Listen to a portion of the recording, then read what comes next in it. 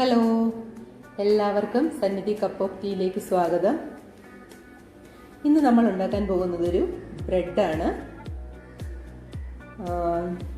ഓവനില്ലാതെ നമുക്ക് വീട്ടിൽ തന്നെ ചെയ്തെടുക്കാൻ പറ്റുന്നതാണ്. അതിനകത്ത് ഗാർലിക്കും ചീസും ഒക്കെ വെച്ച് കുറച്ച് ടേസ്റ്റി ആയിട്ട് നമുക്ക് അതുണ്ടാക്കിയെടുക്കാം. അതിന് വേണ്ടിയിട്ട് ആദ്യം നമ്മൾ ചെയ്യുന്നത്, ഒരു 1/4 കപ്പ് പാൽ ഞാൻ എടുത്തിട്ടുണ്ട്. ചെറിയ ചൂടുള്ള പാലാണ്. അതിനകത്തേക്ക് ഒരു 1 ടീസ്പൂൺ ഈസ്റ്റ് ഇട്ടു. കൂടെ തന്നെ 2 ടീസ്പൂൺ പഞ്ചസാരയും കൂടെ.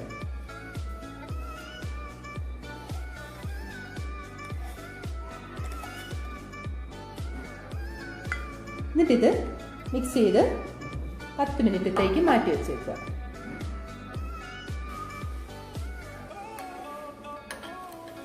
നന്നായിട്ട് മിക്സ് ചെയ്തിട്ട് ഒരു 10 മിനിറ്റത്തേക്ക് മാറ്റി വയ്ക്കുക. അത് കഴിഞ്ഞിട്ട് നമ്മുടെ ബാക്കി പരിപാടി ചെയ്യാം.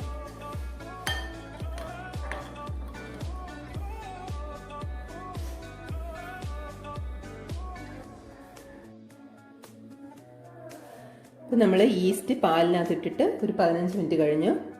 ഇനി നമുക്കിതിനകത്തേക്ക് ഈ മാവ് കുറേശ്ശെയായിട്ട് ഇട്ട് കൊടുക്കാം.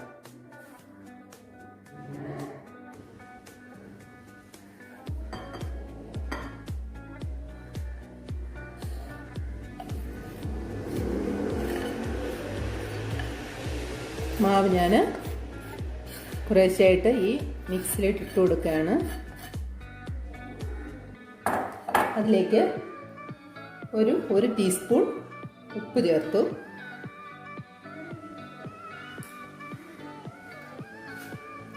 നാല് ടീസ്പൂൺ ഓയിലും കൂടി ചേർത്തിട്ടുണ്ട്.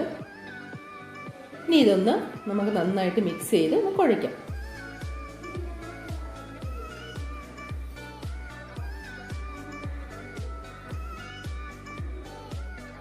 ഈസ്റ്റ് ഇടുന്ന പാല് ചെറിയ ചൂട് മതി, ഒരു തിളച്ച ചൂട് വേണ്ട.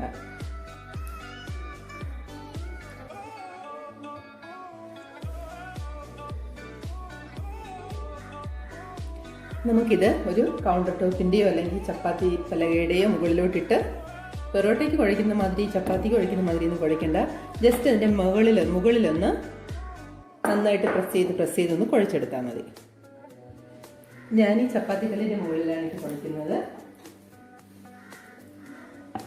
ഒരു 10 മിനിറ്റ് ഒന്ന് കുഴച്ചെടുക്കുക.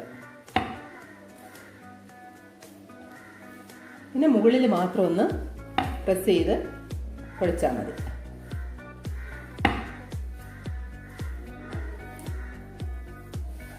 ഒരു 10 മിനിറ്റ് അങ്ങനെ നന്നായിട്ട് പ്രസ് ചെയ്യണ്ട, മുകളിൽ മാത്രം ഇങ്ങനെ ഒന്ന് പ്രസ് ചെയ്ത് കുഴച്ചെടുക്കാം.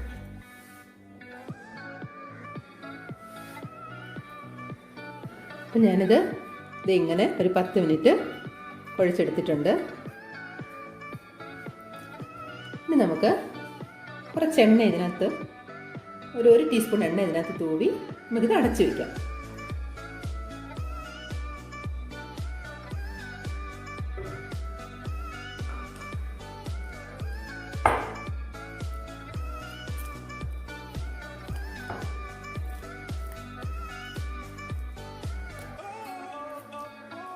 ഇതൊരു 1.25 തൊട്ട് 1.5 മണിക്കൂർ വരെ ഇത് മൂടി വെച്ചേക്കാം.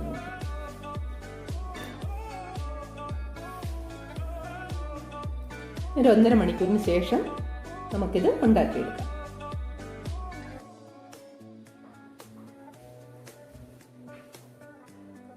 ഇപ്പം നമ്മുടെ മാവ് ഒരു 1.5 മണിക്കൂർ കഴിഞ്ഞ് മാവ് നന്നായിട്ട് പൊങ്ങി വന്നിട്ടുണ്ട്. ഇത് നമുക്ക് ചപ്പാത്തി കല്ലിൻ്റെയോ കൗണ്ടർ ടോപ്പിൻ്റെയോ പുറത്തൊന്ന് വെച്ച് പരത്താം.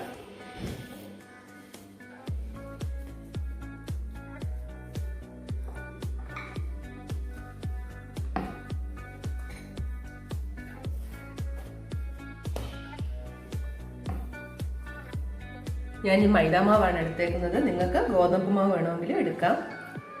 ഇതിൻ്റെ ഒരറ്റത്ത് നമുക്ക് ഞാൻ കുറച്ച് ചീസും വെളുത്തുള്ളിയും കൂടെ ഗ്രേറ്റ് ചെയ്തത് ഇടുകയാണ്.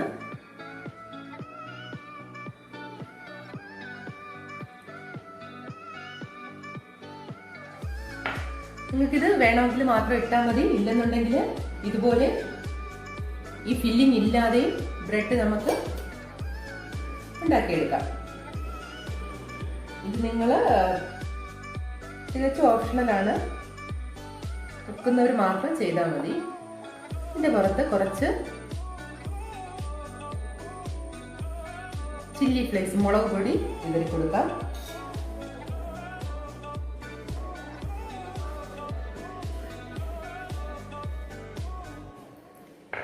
ഈ സമയത്ത് ഞാൻ സ്റ്റൗവിൽ ഒരു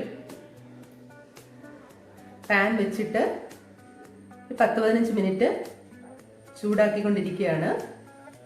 നമുക്കിതിൻ്റെ അറ്റത്ത് ചെറുതായിട്ടൊന്ന് വെള്ളം ഇങ്ങനെ തൊട്ട് കൊടുത്തിട്ട്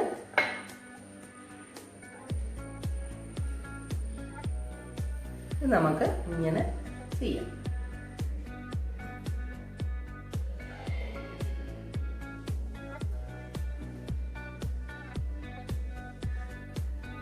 ഇതിന്റെ പുറത്ത് ബട്ടറോ ഓയിലോ അല്ലെങ്കിൽ കുറച്ച് നെയ്യോ നിങ്ങൾക്ക് തടവി കൊടുക്കാം. ഞാൻ ഇച്ചിരി നെയ്യ് തടവി കൊടുക്കുകയാണ്.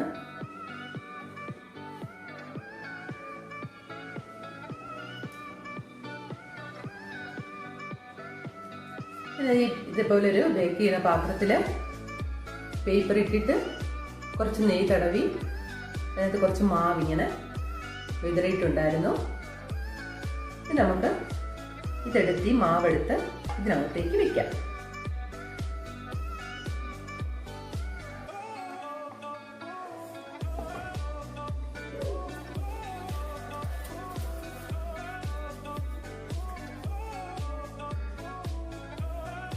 നന്നായിട്ട് ഓയിൽ ഇങ്ങനെ തടവി കൊടുക്കുക. ഓയിലോ ബട്ടറോ എന്തായാലും മതി.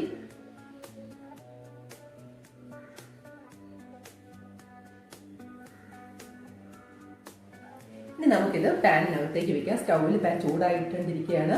നമുക്കിത് പാനിനകത്തേക്ക് വെച്ച് അതൊരു 20 മിനിറ്റ് നമുക്ക് നോക്കാം.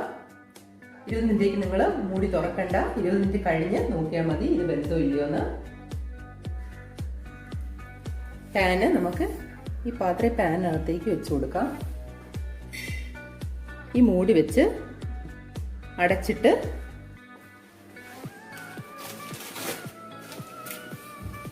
ഇത് ഒരു ബിരിയാണി പോട്ടാണ്. ഇതിന്റെ സൈഡിൽ ഒരു ഹോളുണ്ട്. ഞാൻ ആ ഹോളും കൂടെ ഒന്ന് അടയ്ക്കുകയാണ്. ഇനി ഇത് ഇങ്ങനെ ഇരുന്ന് ഒരു 20 മിനിറ്റ് കഴിഞ്ഞിട്ട് നമുക്ക് തുറന്നു നോക്കാം. നമുക്കിതൊന്ന് വെന്തോ നോക്കാം. ബ്രെഡ് നന്നായിട്ട് വെന്തിട്ടുണ്ട്. നമുക്കിതൊരു പ്ലേറ്റിലേക്ക് മാറ്റാം.